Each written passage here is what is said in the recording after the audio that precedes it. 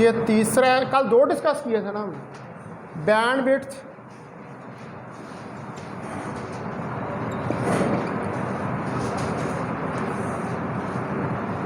Improvement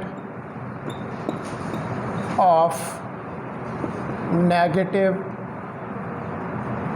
feedback.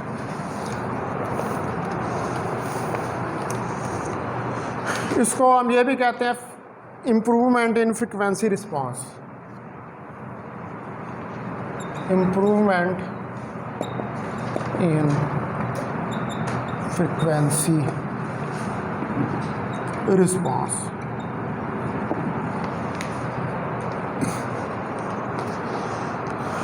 तो जो amplifier है with negative feedback, the amplifier gain with negative feedback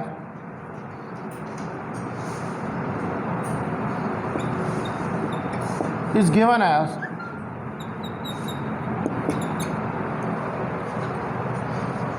A prime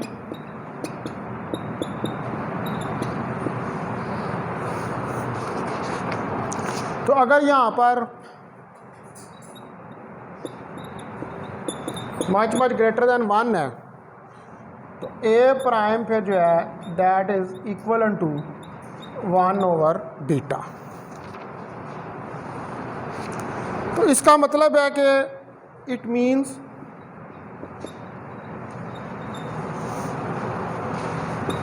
that amplifier gain के जो gain है एम्पलीफायर का may be made to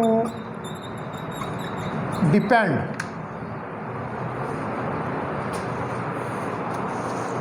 entirely on the feedback factor beta।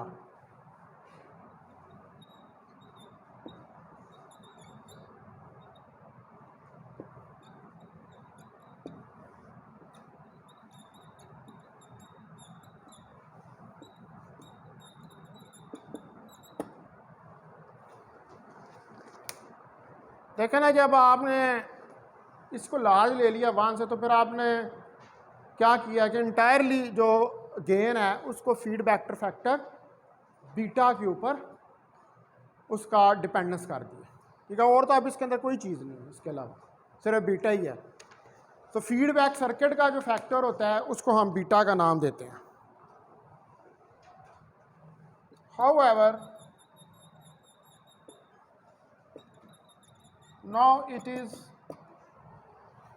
important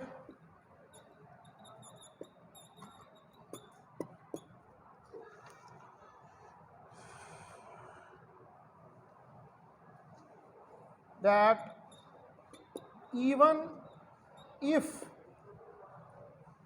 beta is constant, कि अगर beta जो है वो अस्सलाम वालेकुम, आओ आओ सारा आओ ना, तशरीफ ले आओ आओ आओ।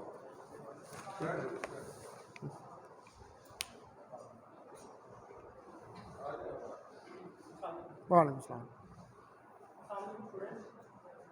सर। जिसमें आपका जो कॉलेज है गुजरात कॉलेज का हिस्सा है, इसके 6 सेगमेंट्स हैं। एक पहला काउंटर्स है जिसमें मोहम्मद घर के अजीब और शुआरा जो मुस्लिम और आपके जवाहर कॉलेज से डॉक्टर खालिद फयाज साहब, अहमद अता साहब और डॉक्टर सिकंदर नदवी साहब, ये होंगे। उसके अलावा एक सेगमेंट थिएटर का है, यूनिवर्सिटी ऑफ गुजरात थिएटर पे करेगी और यूनिवर्सिटी ऑफ गुजरात किताब में एक सेगमेंट है जिसमें पब्लिशर्स आएंगे पूरे पाकिस्तान से, किताबें 50% पर आवाज़ से खरीद सकते हैं।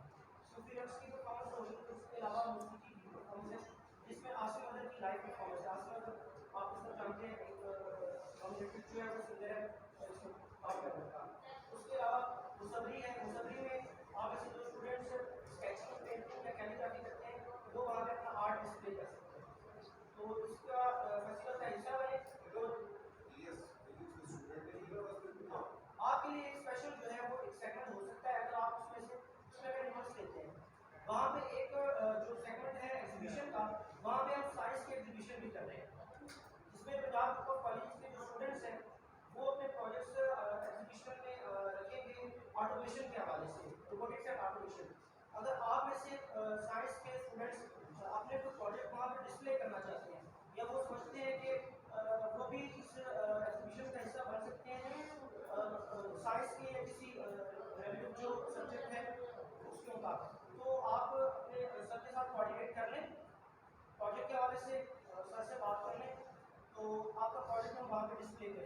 और आपके प्रोडक्ट डिस्प्ले होने के बाद आपको सर्टिफिकेट्स और शील्ड्स भी दी जाएंगी आपके एप्रिसिएशन के लिए। ठीक है, थैंक यू।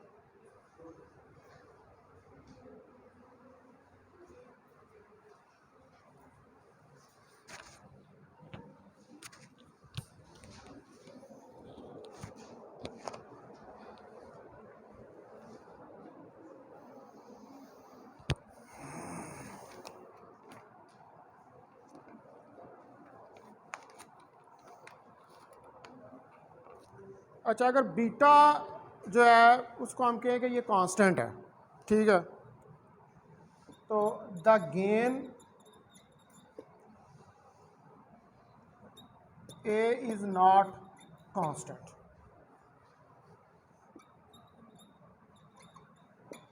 तो फिर गेन ए जो है वो कांस्टेंट के बराबर नहीं है।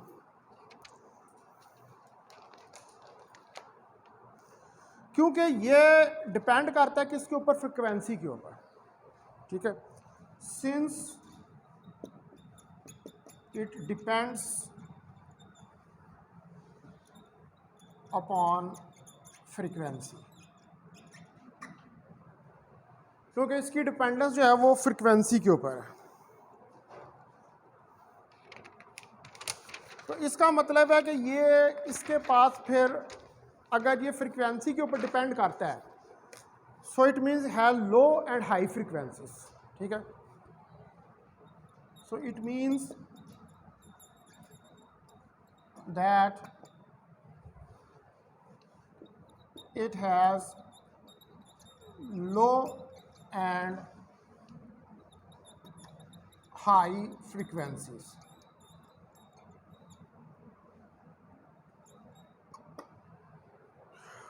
इसमें कोई लो और हाई फ्रीक्वेंसी जो है वो हैं। तो अगर ए बीटा जो है ये factor will not much larger than unity, तो अगर ये ज़्यादा लार्जर नहीं है यूनिटी से, ठीक है, ये इसको ना इसके साथ मिला, तो अगर ये लार्जर नहीं है यूनिटी से, तो फिर आपके पास ये किस पर डिपेंड करेगा, फ्रीक्वेंसी के ऊपर, और उसमें आपके पास हाई और लो फ्रीक्वेंसीज जो हैं वो हो सकती हैं। अगर ए बीटा जो है वो मच लार्जर दैन यूनिटी, यानी कि अगर ये कंडीशन नहीं है, अगर तो ये कंडीशन है तो फिर तो सीधा सीधा 1/बीटा बेकार है, तो फिर तो वहाँ पे फ्रिक्वेंसी की ज़रूरत ही नहीं है, वो तो सिर्फ फिर फीडबैक का नेटवर्क जो है उसी के ऊपर डिपेंड करें। लेकिन ये that case is not possible. Actually जो रियल के अंदर है वो यही होता है कि ये तो आपने कंडीशन ली है ना, ये तो बाउंड्री कंडीशन लगा के, लेकिन एक्चुअली ऐसा हो नहीं रहा होता। वहाँ पर लाजमी जो है वो फ्रिक्वेंसी की डिपेंडेंस जो है वो आ रही होती है, क्योंकि कभी भी ये मच ग्रेटर देन 1 नहीं होता, ये आइडियल केस। ठीक है, जो रियल वाला आपका नेगेटिव फीडबैक एम्पलीफायर है उसके अंदर ये कभी भी बहुत ज़्यादा नहीं होता, और उसकी वजह से फ्रिक्वेंसी की डिपेंडेंस जो है वो आती है। फिर इसका मतलब है कि वहाँ पर दोनों किस्म की फ्रिक्वेंसीज जो हैं वो एग्जिस्ट कर रही होती हैं, लो फ्रिक्वेंसी भी होती है और हाई फ्रिक्वेंसी, वो भी अभी हम कैलकुलेट करके देखते हैं उसको। तो टू स्टडी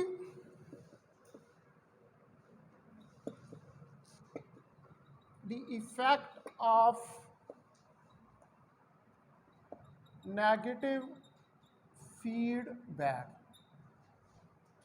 तो जो इफेक्ट है नेगेटिव फीडबैक का ऑन बैंडविड्थ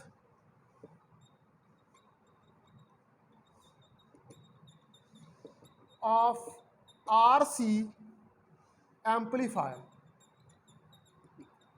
जो आरसी एम्पलीफायर है यानी कि जिसके अंदर रेजिस्टेंस और कैपेसिटर का कॉम्बिनेशन लगा हुआ है, ठीक है, उस केस में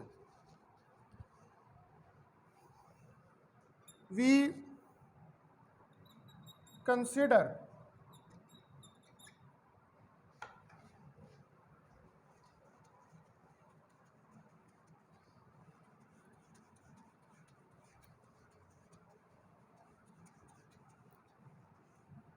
high frequency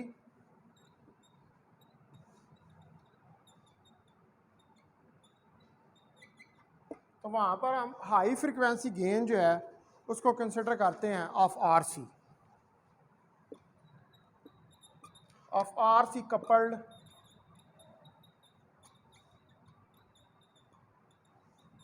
amplifier.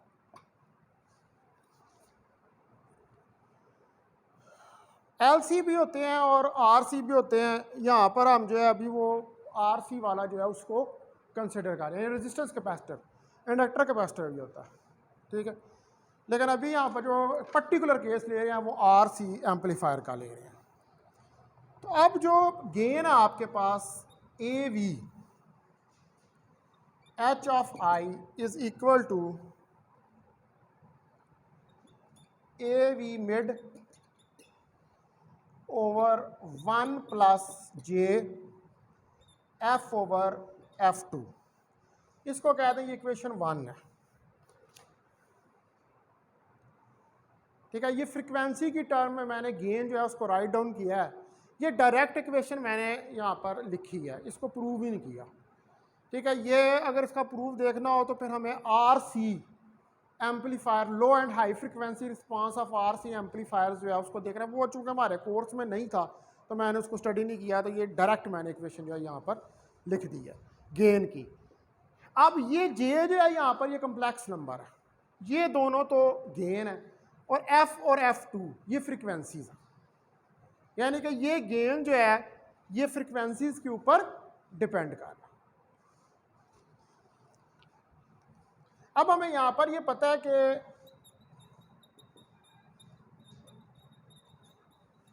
But we know that A prime V H of I A V H of I 1 plus beta A V H of I, that is equation number 2। ये अब मैंने फीडबैक की जो है form के अंदर जो आता है गेन वो लिख दिया है लो और हाई फ्रिक्वेंसी रिस्पांस के लिए। यह भी इक्वेशन डायरेक्ट लिखी है, ठीक है। तो ये आपको याद करनी पड़ेगी। ये दोनों इक्वेशन जो है ये गेन है विदाउट फीडबैक और ये गेन है विद फीडबैक, ठीक है। ये हुआ है उस चैप्टर के अंदर, लेकिन हमारे कोर्स में नहीं था वो, तो हमने नहीं पढ़ा, इसलिए इसको मैंने डायरेक्ट अब यहाँ वहाँ से क्वेश्चन उठाई और इधर लिख दिए हैं ये वैल्यू। तो इसका मतलब है कि ये फिर आपको थोड़ा सा इसको रट्टा लगाना पड़ेगा, ठीक है। ये ए वी गेन है, बीटा फीडबैक है, एच आई सिंबल है, वो जो आप मॉडल यूज़ करते हैं ट्रांजिस्टर्स के लिए सिंबल्स का, ये वो उसका एच आई जो है वो सिंबल है। ये जे यहाँ पर कम्प्लेक्स नंबर है, इस कम्प्लेक्स नंबर को आप एयोटा से भी शो कर लेते हैं और जे से भी शो कर लेते हैं, ठीक है।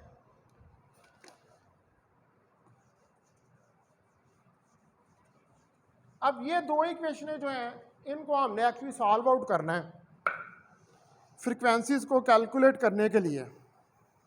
तो पुट करें value of A V H I from equation 1 in equation 2, we get दो को एक को दो के अंदर सब्स्टिट्यूट करें, ठीक है। तो क्या आ जाएगा A prime V of H I is equal to A V M I D mid 1 plus J F two divide by 1 plus beta A V mid divided by 1 plus J F over F two. मैंने A we की value जो है उसको substitute कर दिया 1 से लेकर 2 के अंदर। एक ए वी की वैल्यू इस जगह पर आई है और ए वी की वैल्यू इस जगह पर आई। अब इसको हम ज़रा सॉल्व कर लेते हैं। तो आप देखें कि A prime V H of I A V mid 1 plus J F 2 divided by, यहाँ से एलसीएम ले लूँ, 1 प्लस जे एफ 2, तो इधर आ जाएगा 1 plus J F 2 plus beta A we. ठीक है, तो ये इससे कैंसिल हो जाएगा और पीछे रह जाएगा A V prime H of I is equal to A V mid divided by 1 plus J F over F 2 plus beta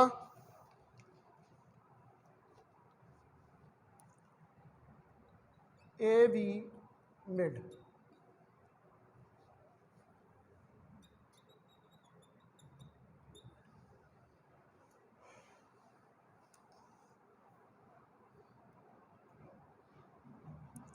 ये इक्वेशन जो है ये हमारे पास आ जाएगी। अब इस इक्वेशन के अंदर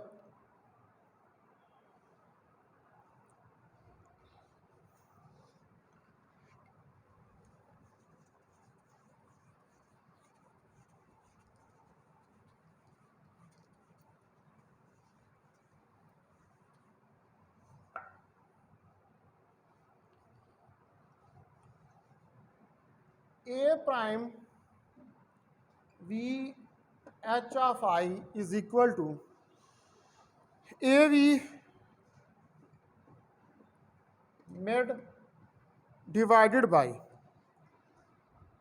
अब यहाँ से अगर मैं 1 plus beta A V mid को कॉमन निकालूं, ठीक है, तो 1 plus beta A V mid अगर कॉमन निकालूं तो अंदर आ जाएगा 1 plus J F over F 2 divided by 1 plus beta A V mid. ये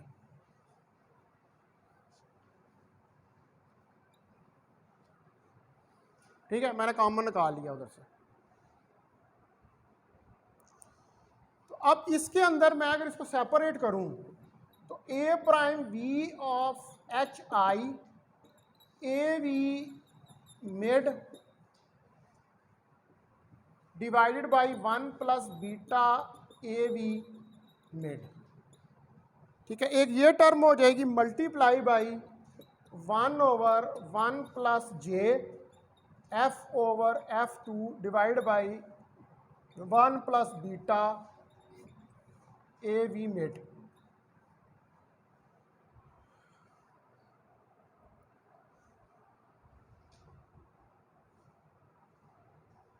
अब ये सारी जो वैल्यू है ये वाली, ये ए प्राइम वी मिड के बराबर है।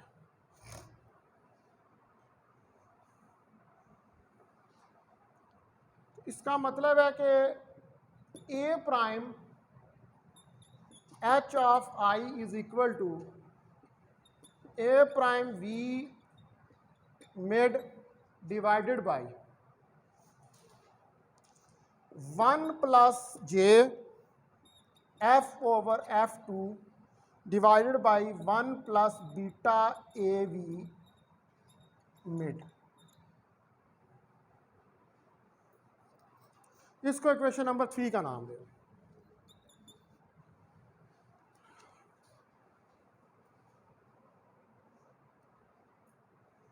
ठीक है, ये इक्वेशन नंबर 3 आ गई। अब ये ए प्राइम वी एच आई और ए प्राइम वी मिड के दरमियान में एक रिलेशन आ गया। अब कॉम्प्लेक्स कॉन्जुगेट लें इस इक्वेशन नंबर 3 का। Take the complex conjugate of equation 3। Equation 3 का कॉम्प्लेक्स कॉन्जुगेट लें तो A star prime H of I will be equal to A prime V mid. तो जे जो है माइनस जे से रिप्लेस हो जाएगा, 1 minus J F to 1 plus beta A V mid. Iota minus iota से हो जाता है, हमने यहाँ पर जे का हुआ आयोटा का हुआ, जो मर्जी का लें, कम्प्लेक्स नंबर।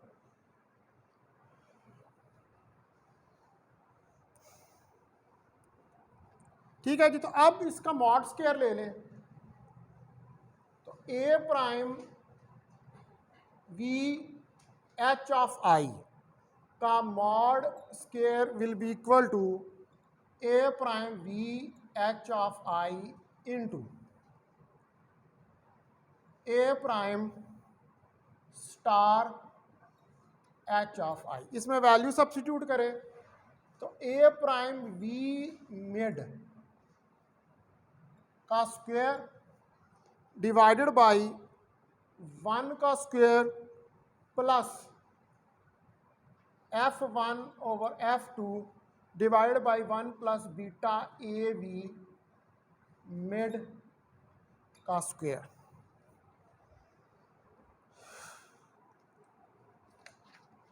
ठीक है, ये क्वेश्चन आ रही, कम्प्लेक्स कॉन्जुगेट ले लिया।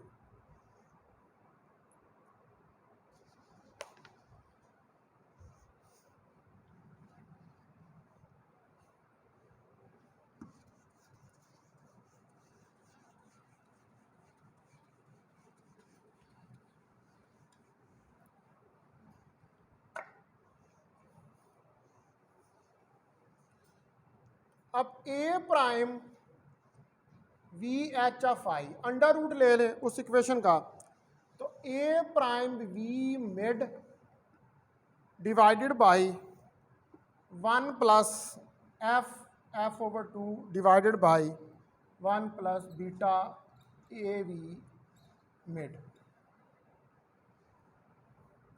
अंडर रूट का स्क्वायर।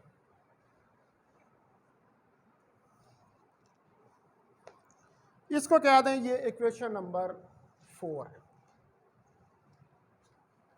अब अपर लिमिट जो फ्रीक्वेंसी है,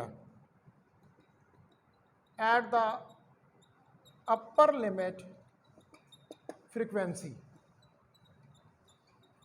जो अपर लिमिट है फ्रीक्वेंसी, ऊपर वाली फ्रीक्वेंसी, तो वो क्या होगी, F is equal to F prime 2।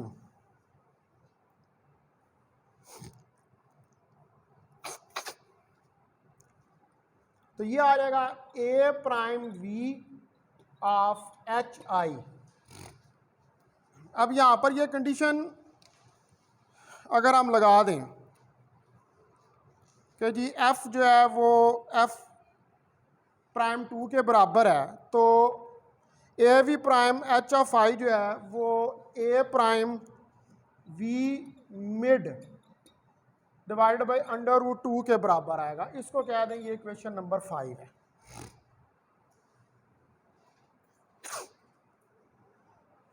ठीक है, ये भी मैंने डायरेक्ट इक्वेशन यूज किया वहां से। अब आप पुट करें, put f is equal to F prime 2 in equation 4 and 5। तो इक्वेशन 4 और 5 के अंदर जो है वो एफ प्राइम 2 को पुट करें इन इक्वेशन 4 एंड कंपेयर विद 5, और 5 से इसको कंपेयर कर। तो ये क्या आ जाएगा, इसको कंपेयर करें A prime V mid 1 plus F prime F 2 divided by 1 plus beta A V mid. ठीक है जी, इसका स्क्वायर और under root, that is equal to A prime B mid divide by under root 2।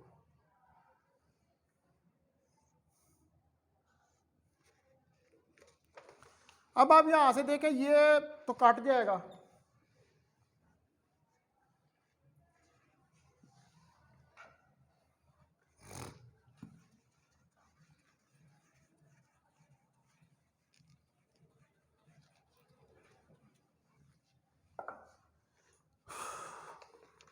तो ये हमारे पास equation क्या बच जाएगी जो उल्ट के आ जाएगा 1 प्लस एफ प्राइम एफ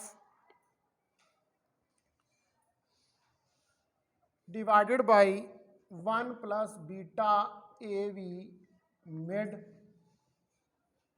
का स्क्वायर का under root is equal to 2 under root.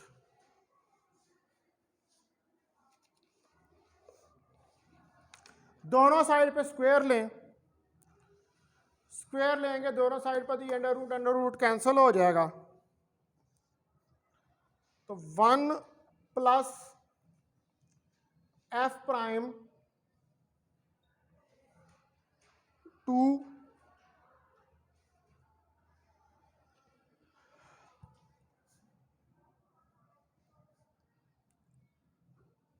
Over F2, क्योंकि आपने जो है वो F को F प्राइम 2 के बराबर लिया होगा।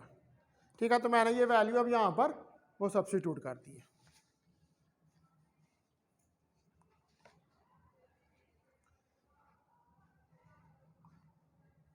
One plus beta A V mid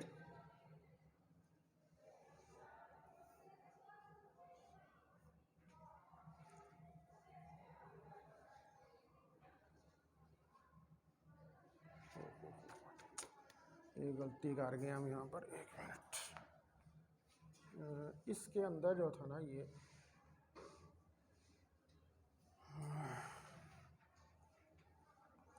मैंने जब स्क्वायर लिया था तो ये आना था, ये ना इसको ज़रा करेक्ट कर लो, ये इधर आना था स्क्वायर, ये सारे का स्क्वायर नहीं है, ये इधर स्क्वायर आना है।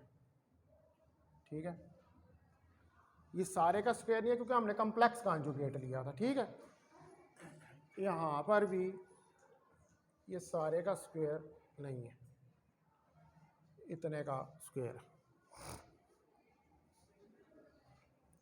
अच्छा, अब चूंकि यहाँ पर आपने एफ प्राइम, तो इधर इसको F2 कर दें, जिधर से आपने कंडीशन ली है ना वहीं से इसको F2 कर दें, इधर भी F2 कर दें।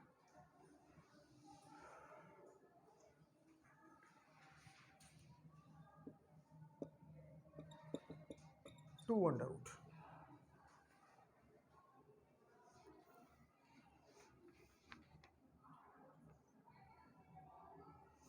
अच्छा, अब जो इसका हमें चूंकि दोनों साइडों पे स्क्वायर ले लिया तो ये 2 आएगा यहाँ पर। आप इसको उस तरफ ले जाएंगे तो ये 1 हो जाएगा। ठीक है ना, दो में से एक जाएगा तो 1, तो F2 prime over F2 1 plus beta A V mid that is equal to 2।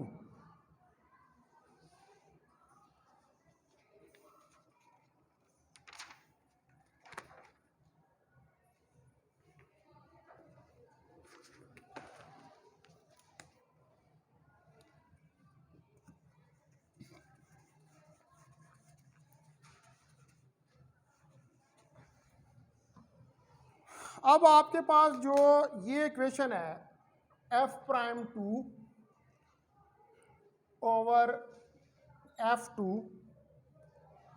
That is equal to, इसको क्रॉस मल्टीप्लाई जो है वो अगर हम कर लें, अच्छा जब इसका स्क्वायर ख़त्म करेंगे यहाँ से तो ये 1 ही यहाँ पर आ जाएगा। ठीक है,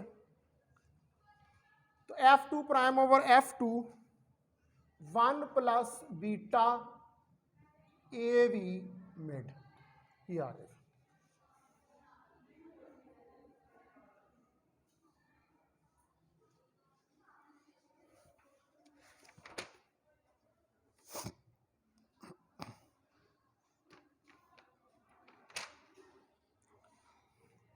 अब इधर से F2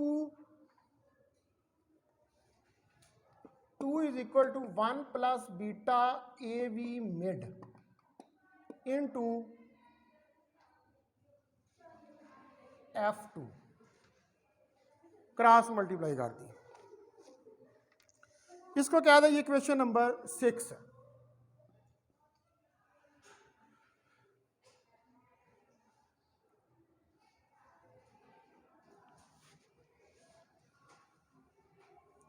अब इक्वेशन 6 क्या शो कर रही है,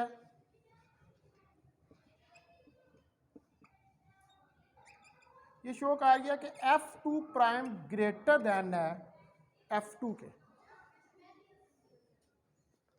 क्योंकि वो 1 प्लस बीटा वो डिनोमिनेटर में तो नहीं आ रहा, ठीक है ना, वो ऊपर ही है, नीचे नहीं आ रहा। अगर नीचे होता तो फिर ये काम होती, ये तो उसके साथ मल्टीप्लाई हो रहा है, तो इसका मतलब है कि ये इसको बढ़ा रहा है, इसको इन्हांस कर रहा है, इंक्रीज कर रहा है।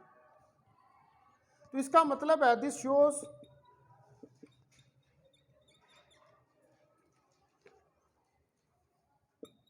That upper limit frequency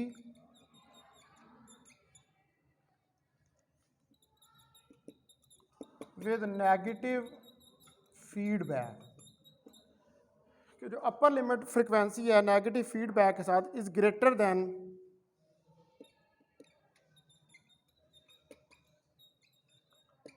the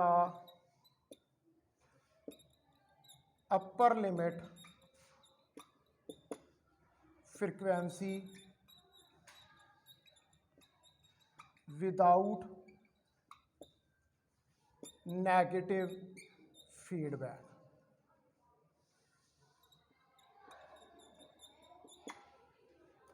ये फ्रीक्वेंसी किसके साथ है, फीडबैक के साथ, अपर लिमिट, और ये फ्रीक्वेंसी है विदाउट फीडबैक। तो जो फीडबैक के साथ फ्रीक्वेंसी है वो ग्रेटर है उस फ्रीक्वेंसी से कि जो फीडबैक के बगैर है। इस इक्वेशन 6 से ये हमें पता चल रहा है। तो इसका मतलब है कि जो अपर लिमिट फ्रीक्वेंसी है वो नेगेटिव फीडबैक से इंक्रीज हो जाती है।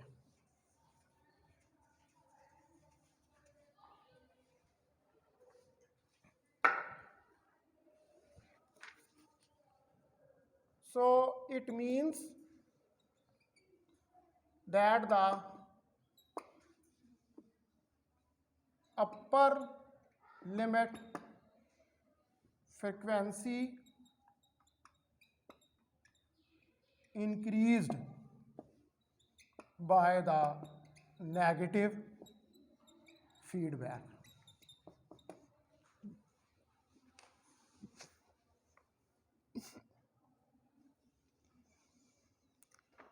अब सिमिलरली जो है वो आप ये सारा प्रोसीजर करके, जिस तरह आपने अपर फ्रिक्वेंसी निकाल ली है आप लोअर फ्रिक्वेंसी भी निकाल सकते हैं, जिस तरह ये हमने निकाल ली है अभी, इसी सेम प्रोसीजर को फॉलो करते हैं।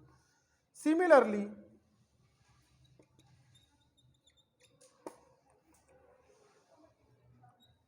वी कैन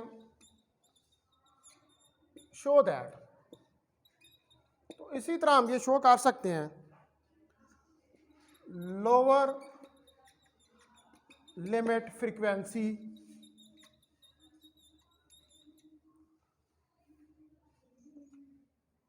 with feedback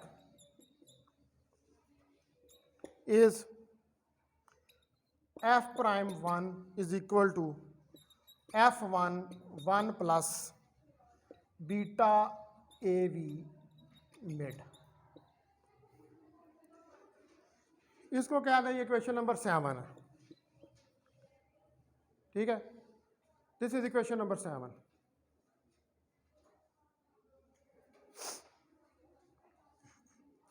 अब आप देख सकते हैं कि वहां पर 6 को देखें और 7 को देखें, तो 6 और 7 में कोई फर्क नजर आ रहा है? भाई वहां पर मल्टीप्लाई हो रहा है, यहां पर डिवाइड हो रहा है। इसका क्या मतलब हुआ? इसका मतलब हुआ है कि यहां पर F1 कम हो रही है। अब F1 जो है वो कम हो रही है। Equation 7 shows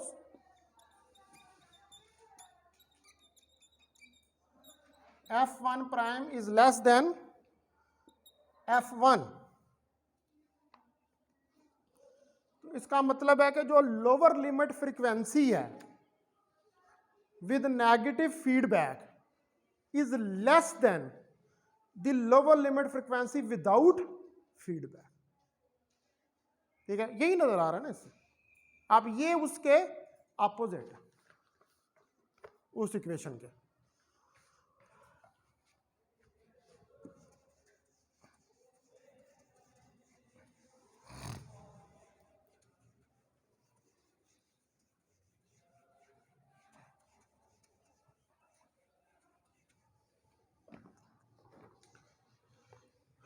This shows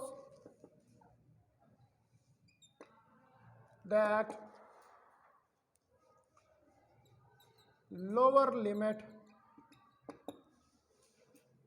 frequency with negative feedback is less than lower limit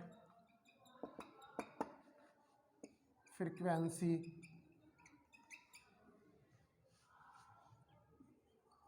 without feedback।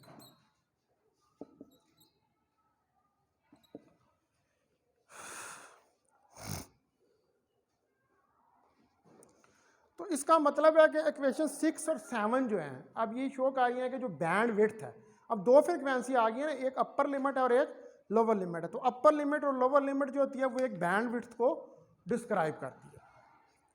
Hence equation 6 and 7 shows that the bandwidth is increased, कि बैंडविड्थ जो है वो बढ़ गई है, इंक्रीज हो गई है विद नेगेटिव फीडबैक।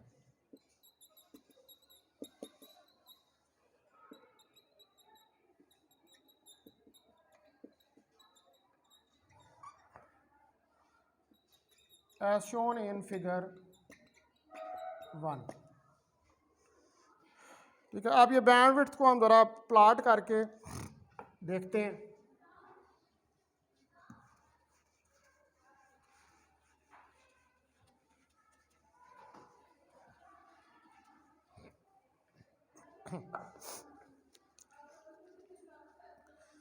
अब इस तरफ देखें कि ये जो फिगर 1 है इसमें फ्रीक्वेंसी है ये, और इस तरफ गेन है इन डेसिबल के। तो ये ग्राफ जो आपके पास आ रहा है ये कुछ इस तरह का है, ऐसे।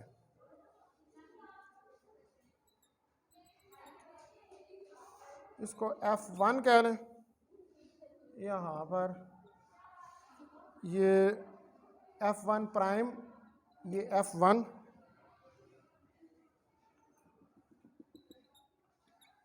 F2 और F2 प्राइम।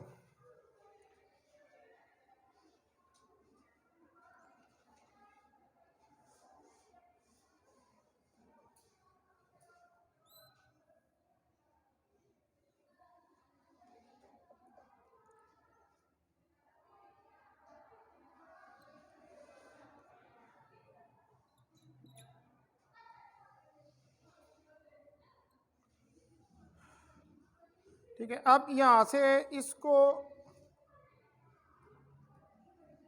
इसके साथ मिला दें।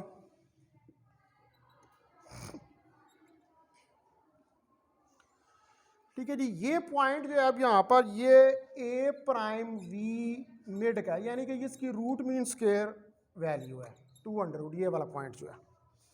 और ये जो जा रहा है ये ए प्राइम वी मिड जा रहा है। और उसके बाद यहाँ पर इसको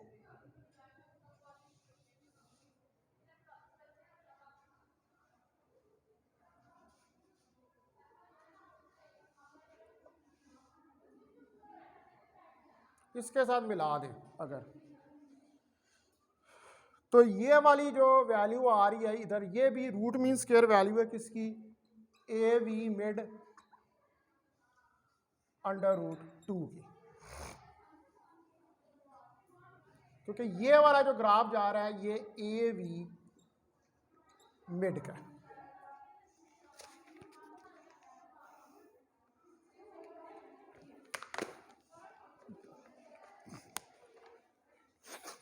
ठीक है कि ये गेन है इस तरफ फ्रीक्वेंसी है, और ये आपके पास जो है ये बैंड विड्थ है इसकी, ये ए प्राइम वी मिड है और ये ए वी मिड है। ये विदाउट फीडबैक है, ये विद फीडबैक है। ये उसकी रूट मीन स्क्वायर वैल्यू है विद फीडबैक, ये उसकी रूट मीन स्क्वायर वैल्यू है विदाउट फीडबैक। और ये बैंड विड्थ आ रही है, ये F prime 1 F1 F2 F2 prime.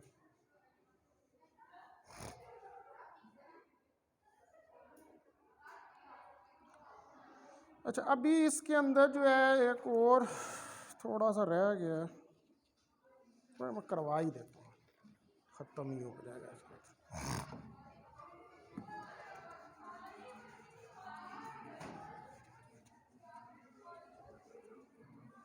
अच्छा, अब ये ग्राफ जो आ गया हमारे पास, बैंड जो गेन बैंड विड्थ है, ठीक है, gain band width product remain constant with और विदाउट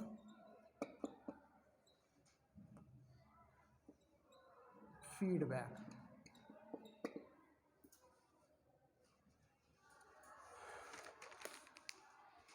ठीक है, ये जो प्रोडक्ट है इसकी, ये जरा हमने शो करना है कि ये कांस्टेंट रहती है चाहे फीडबैक हो या फीडबैक ना हो। ठीक है, दोनों सूरतों में जो गेन बैंडविड्थ की प्रोडक्ट है वो कांस्टेंट रहती है।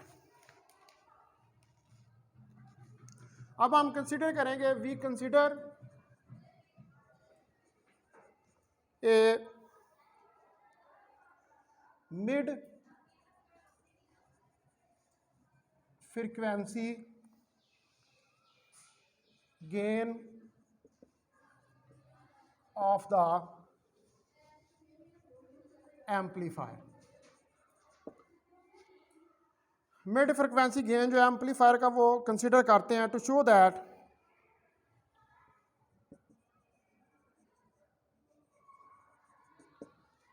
Gain bandwidth width product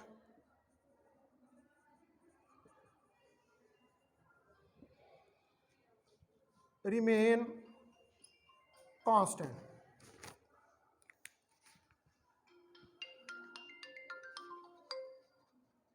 hello, अस्सलाम वालेकुम। हाँ जी, क्या? नहीं, मैं तो क्लास पढ़ा रहा हूँ। हाँ बताओ। नहीं, क्या आप बताओ ना। हेलो,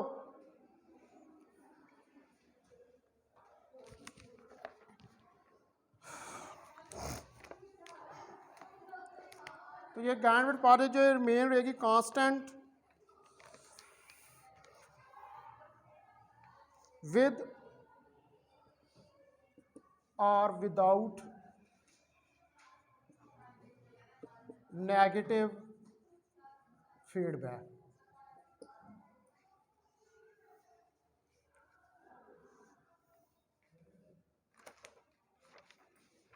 अब gain of the amplifier without negative feedback is equal to AV mid के बराबर है।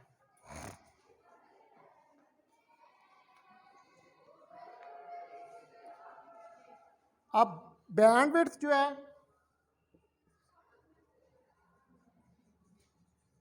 बैंडविड्थ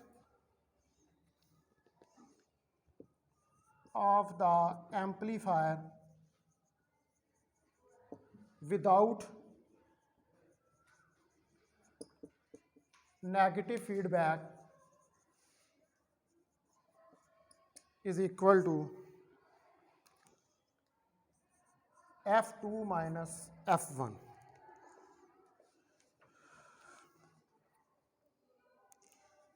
तो अगर यहां पर हम अज्यूम करें, assume F2 is greater than F1, कि अगर F2 जो है वो ग्रेटर देन F1 है तो फिर यहां पर ये सिर्फ F2 के बराबर रह जाएगा।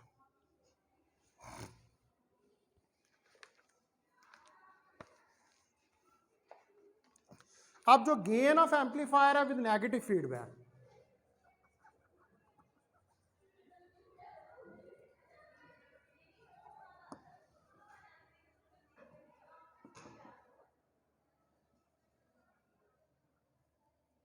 नेगेटिव फीडबैक के साथ जो गेन है एम्पलीफायर का,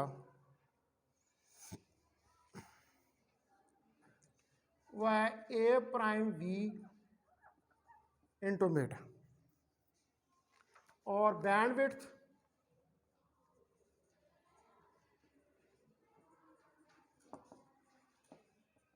of amplifier with negative feedback, that is equal to F2 prime minus F1। तो यहाँ पर भी अगर F2 prime greater than F1 prime है तो ये F2 प्राइम के बराबर आ गई।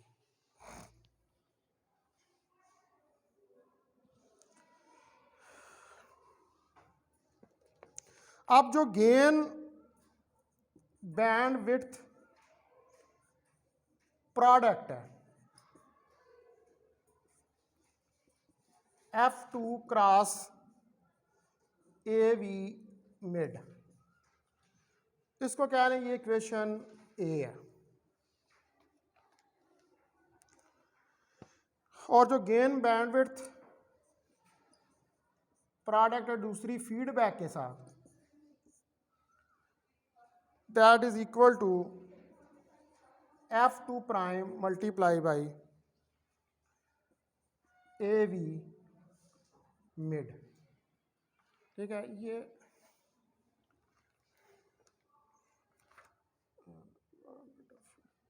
ठीक सही, ठीक है, ये दोनों की प्रोडक्ट आ गई। अब यहाँ पर वैल्यूज़ जो हैं उनको सब्स्टिट्यूट करें आप, तो पहले यहाँ पर अगर इसको प्राइम के साथ हम शो कर लेते हैं, इसके अंदर अगर वैल्यू पुट करें F2 प्राइम की, तो गेन बैंडविड्थ प्रोडक्ट,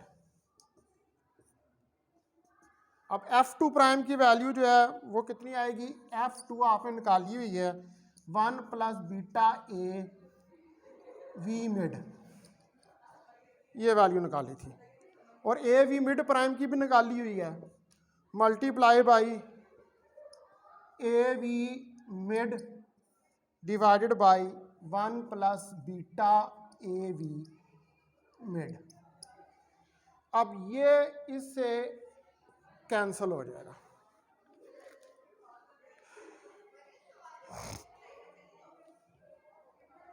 ठीक है,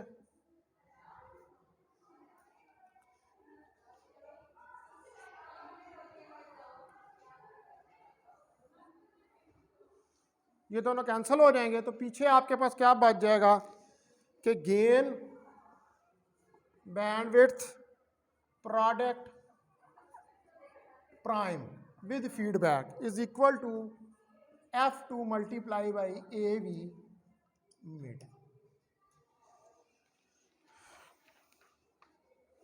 अब ये इक्वेशन आ जाएगी B। अब आप कंपेयर करें A और B को, तो A और B को कंपेयर करेंगे तो ये दोनों बराबर ही आ जाएंगे एक दूसरे के।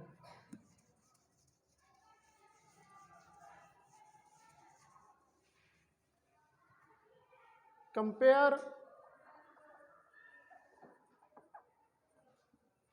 A एंड B, A और B को कंपेयर करें तो F2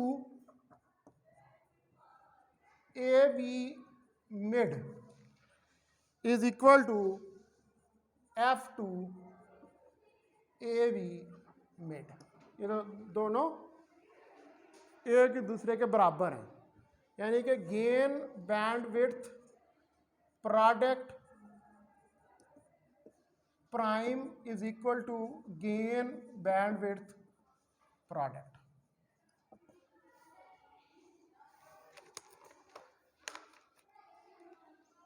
तो इसका मतलब है कि जो gain bandwidth product of an amplifier remain same with और without negative feedback. So it mean that gain bandwidth product for the amplifier remain same with or without negative feedback.